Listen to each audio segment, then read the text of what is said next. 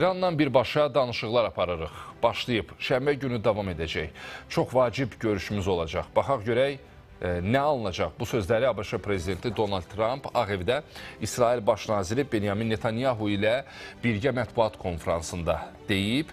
Qeyd edək ki, İran bundan öncə ABŞ-nin etibarsız olduğunu bildirərək birbaşa danışıqlardan imtina etmişdi. Yalnız dolayı müzakirələrə hazır olduğunu bildirmişdik. Görünür, vəziyyət bir balaca dəyişib. Gəlin elə bu dəyişən situasiyanı siyasi şərhçi Mübariz Göyüşlü ilə müzakirə edək. Mübariz bəy, xoş gəlmişsiniz. Salamlayıram, xoş gəldiniz. Bir ara Birləşmiş Ştatlar prezidenti Donald Trump qeyd elədi ki, bəs bu görüşlər, danışıqlar olmasa, İran nüvə proqramından imtina eləməsə, onları çox dəhşətli hadisələr gözləyir.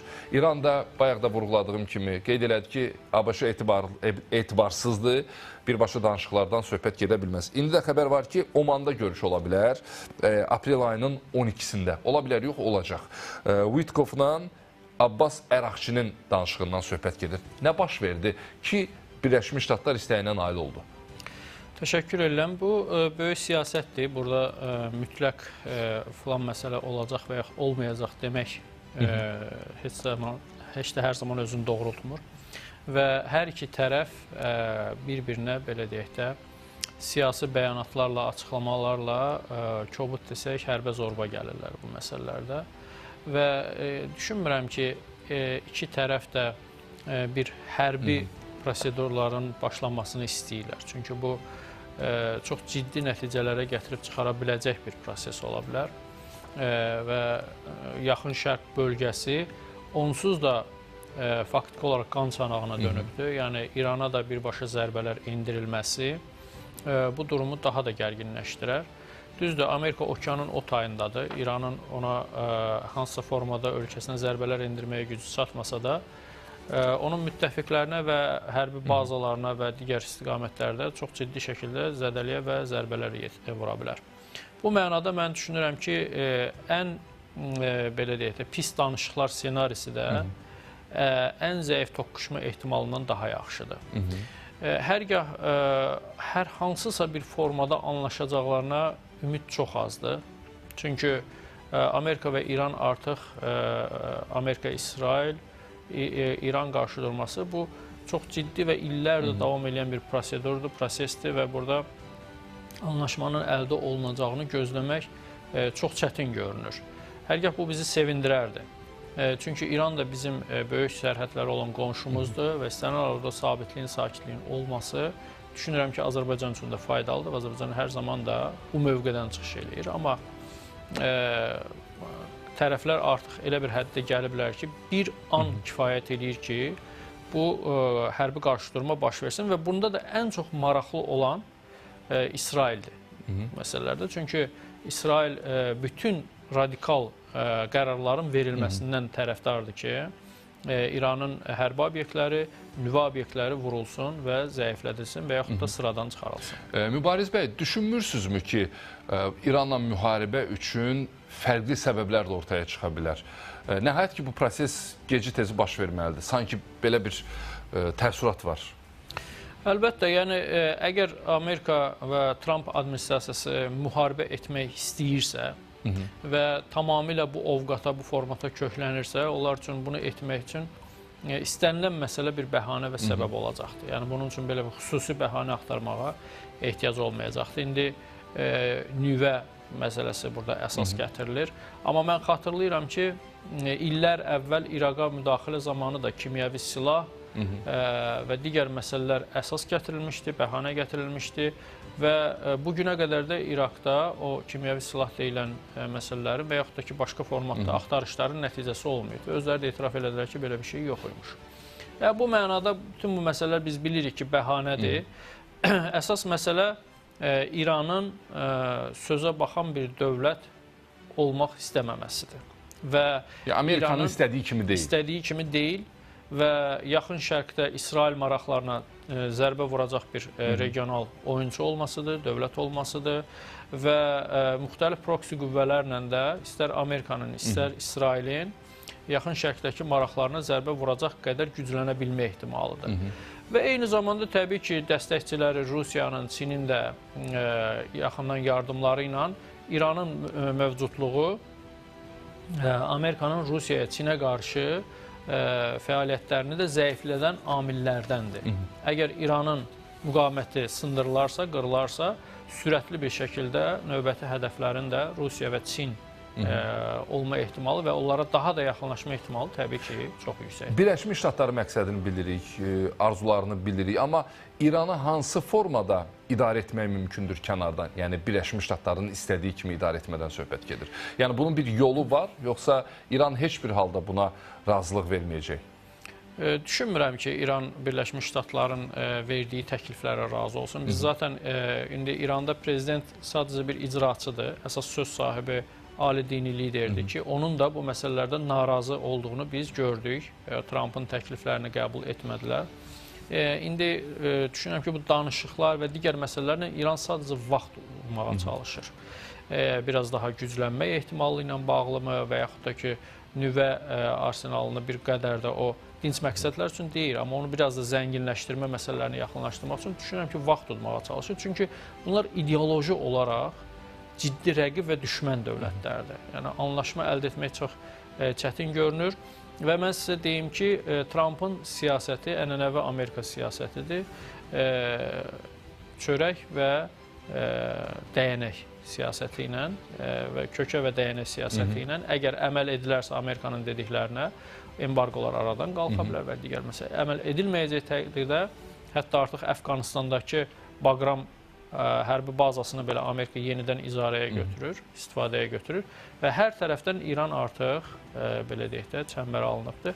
Bu mənada vəziyyətin inanılmaz dərəcədə gərgin olduğu qənaətini. İran bu proseslərdə sadəcə hesab edirəm ki, vaxt tutmağa çalışır. Nəyin vaxtını udur?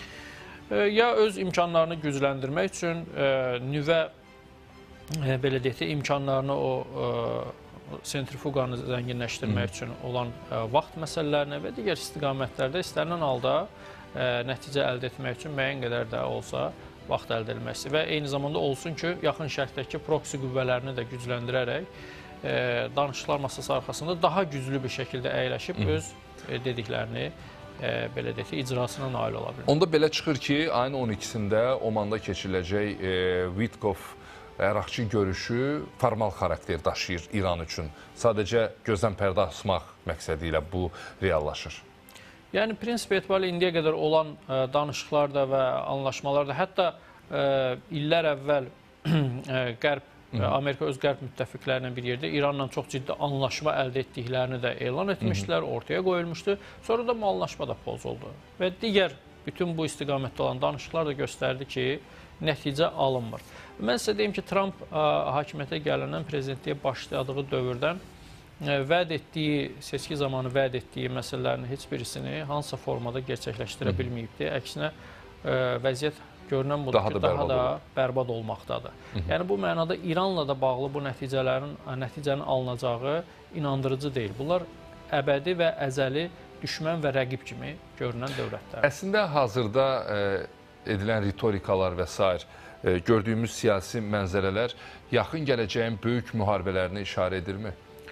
Çox təəssüf ki, bəli. Düzdür, Trumpı böyük iqtisadçı, iqtisadi layihələrin icraçısı kimi təqdim edirlər. Elə özü də təqdimatını bu cür etməyə çalışır, amma nəsə vəziyyət biraz daha qəliz ola bilər kimi görünür. Faktiki olaraq daha da qəlizdir əslində və sizə deyim ki, yaxın şərqdə baş verən hadisələr heç son 20 il, 30 il, bəlkə də 50 ildə olmayacaq şəkildə gərginlik var. Yəni, İsraillə Həmas arasında, Fələstin arasındakı başlayan o müharibə hələ də bitməyibdir.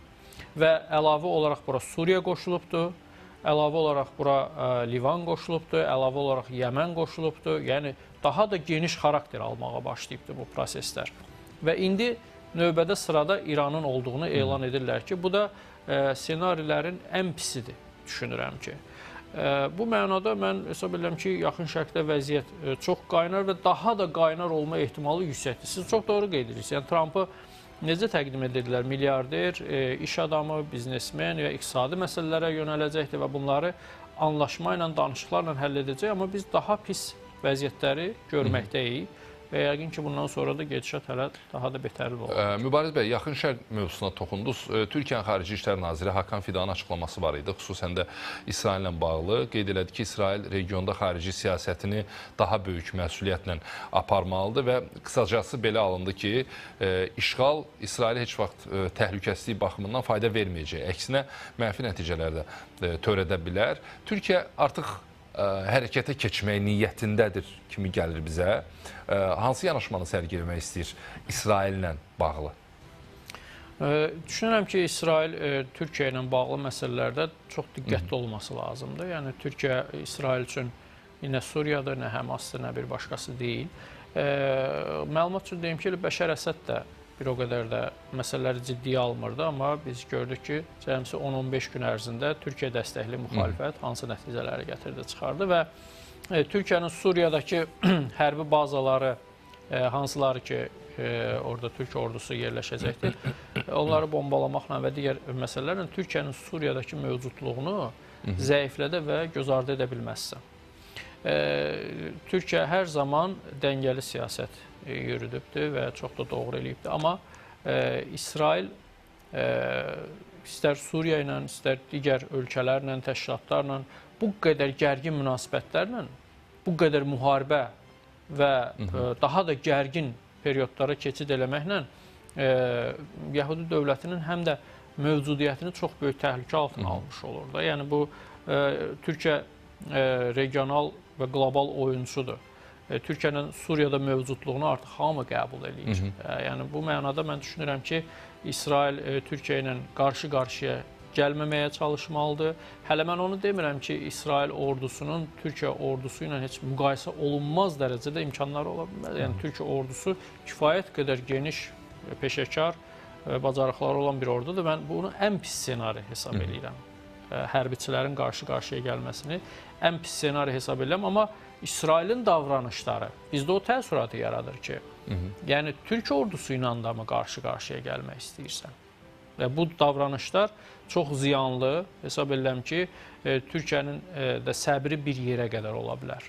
Yəni Türkiyənin səbrini daşıra biləcək həddə gətirə bilər ki, bu da ən pis ssenarilərdir. Amma burada, məsələn, Vaşinqtonda Trumpın Ərdoğanla bağlı dediyi xoş sözlər var, Türkiyə ilə bağlı dediyi sözlər var. Bunu da başqa yerdə deməyib, elə Netanyahunun öz yanında vurğuladı. Bu məqamı da diqqətdən qaçırmayaq.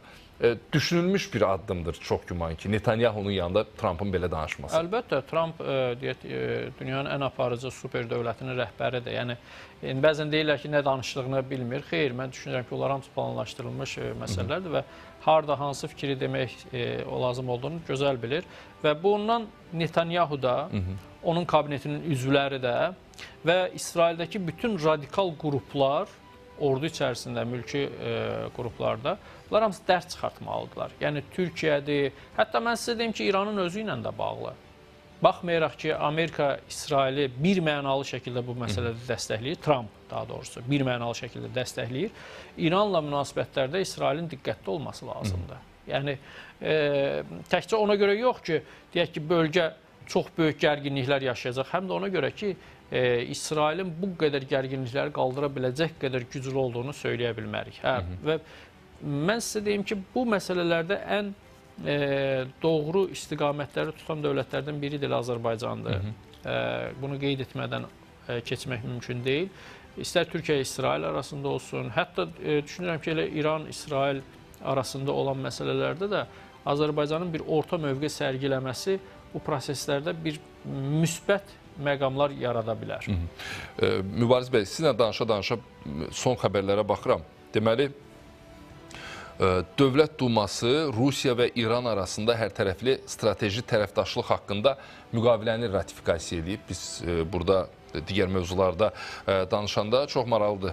Dövlət Dumasına sənədi mart ayında Rusiya prezidenti Vladimir Putin təqdim etmişdi. Müqavilə İran prezidenti Məsud Pezeşkiyanın yanvarda Moskvaya səfəri zamanı imzalanmışdı. Çox söz-söhbət oldu. Hətta bəzən dedilər ki, bu sənəd ratifikasiya edilməyəcək. Sanki sadəcə indiki mərhələ üçün bunun beynəlxalq ictimaiyyətə göstərilməsi vacibdir. Ona görə prezidentlər bu addımı atırlar. İndi də artıq ratifikasiya edilməsi barədə məsələlər mətbuatda çox sürətlə yayılır. Bu hansı anlama gəlir? İndiki mərhələdə ayın 12-si Omanda görüş olacaq. Birləşmiş Ştatlar prezidentinin açıqlaması və Rusiyada bu sənədin İranla bağlı ratifikasiya edilməsi. Bu elə bayaq qeyd elədiyimiz məqamlardır ki, o vaxt udmaqla bağlı sizə soruşdunuz, nəyin vaxtını udmaq istəyir. Bax, bu cür məsələlər ki, əməkdaşlıqları daha da sıxlaşdırmaq, Rusiyadan, Çindən və yaxud da ki, başqa bir yerlərdən alacağı dəstəyi daha da genişləndirmək. Burada müdafiə bəndi də var. Müdafiə, terrorizmə qarşı birgə mübarizə. Bəli, çox doğru qeyd edirсiniz, önəmli məsələdir və bu da istər Amerika olsun, istər onun müttəfiqlərinə həm də mesajdır ki, yəni nə İran bu məsələlərdə geri çəkilmək fikrində deyil, nə də Rusiya İrana verdiyi dəstəyi və yəqin ki, Çin də bu məsələlərdə geri çəkilmir, veriləcək dəstəyi əsirgəməyəcəklər və geridə durmayacaqlar. Bu onun mesajıdır həm də. Bilirsiniz, bu beynəlxalq media, qlobal media hadisələri elə təqdim edir ki, biz zənn edirik ki, Rusiya artıq Ukraynada məğlub olubdur. Halbuki biz hadisələri diqqətlə təhlil edəndə baxırsan ki, daha çətin durumda olan Ukraynadır burada. Bu qlobal medianın öz sifariş yerinə yetirməsinin göstəricisidir. İndi Rusiya ilə İran arasındakı məsələlər də bu şəkildə şərh edirlər, təqdim edirlər. Halbuki mən sizə deyim ki, Rusiya ilə İran arasında münasibətlər də normaldır və hətta Rusiya Putin, Trumpın bütün təhdidlərinə rəğmən heç bir məsələdən geri çəkilməyibdir. Heç bir məsələdən geri də çəkilmir. Yəni, Ukrayna mövzusunda geri addım atılmır. Heç geri addım attığını biz görmədik. Əksinə, Kursk bölgəsi də azad olundu, yəni Ukrayna qoşunlarından. Bu mənada mən düşünürəm ki, və yer gəlmişkən burada da Azərbaycan məsələsində bir cümlə ilə qeyd edim, həmin qlobal media ilə Azərbaycana qarşı da bu kampaniyanın təbliğatı aparır. Yəni ermənilərlə bağlı, Qarabağla bağlı məsələlər və həqiqəti təhrif etməyə çalışır. Həqiqət isə reallıq ortadadır. Yəni İran bir regional güc olaraq, Türkiyə regional və qlobal güc olaraq, Rusiya da həmçinin bu məsələlərin arxasındadılar və geri də çəkilmirlər. Əlbəttə, bizim üçün Rusiyanın Ukraynada etdikləri qəbul edilən deyil. Ukrayna ərazisini, başqa bir ərazini işğal etmək qəbul edilən deyil. Amma Rusiyanın bu qədər kiçik bir qüvvə kimi görməyə çalışmaq, təqdim etmək, bu da yanlış bir məsələdir və mən düşünürəm ki, Amerika, onun Trump administrasiyası, Trump özü soyuq başla bu məsələləri qiymətləndirəcəklər, dəyərləndirəcəklər. Nəhayət ki, bir ortaq nöqtə bu məsələlərdə tapıla biləcəkdir. Hərgah buna ümidlər çox azdır, açığım deyil. Çox sağ olun Mübariz bəy. Minnətdaram təhlilə görə. Mübariz Göyüşlü, siyasi şərhçi studiyamızın qonağı idi. Birləşmiş Ştatlar İran, Birləşmiş Ştatlar Rusiya, Türkiyə, İsrail məsələsi bizim üçün 15-20 dəqiqə ərzində aktual oldu.